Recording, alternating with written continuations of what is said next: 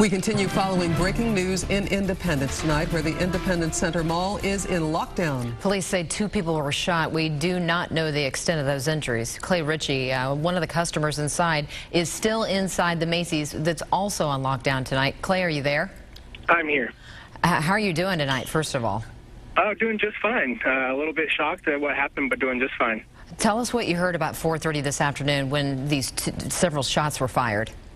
Sure. I was at Macy's, and we saw quite a few customers as well as employees start running out of the mall, and they were saying that there were 4 gunmen inside the middle of the mall opening fire on customers or individuals. And I'm sorry, did you say 4 gunmen? That's what was being said. Oh, wow. And so you heard all this, right? Correct. And I saw everybody running out, and after that, everybody just tried to make a mass exodus outside. And before that, they started shutting down the doors. Did you see the police response? Did you see any of these potential suspects or gunmen being arrested, being taken down to the ground by police? Did you see anything like that? I did. There were quite a few cop cars running around out in the parking lot, and then there were 3 individuals that were taken to the ground right outside of Macy's and the Verizon Wireless store, and they were all 3 handcuffed with multiple cop cars around them. What was going through your mind at this time? As you were probably you were in the store, I imagine, just shopping away, and then suddenly this all happens. And then you see what happens. What goes through your mind?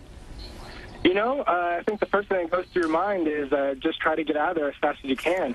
But then after that, it's worrying about the other individuals that might be in there, and making sure the cops can have way to do what they need to do.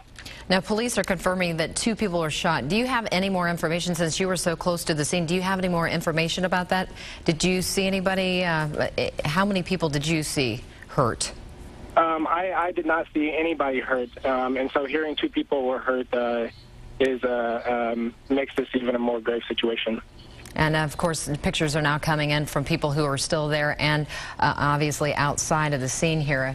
And it looks like, yeah, exactly what you're talking about, where several police cars were outside and trying to arrest several individuals, putting them on the ground. Again, one of our employees is also inside in the Macy's right now with you. And he told us in a little bit earlier in the newscast that this may have happened around the children's area in Macy's. Do you know any information about that?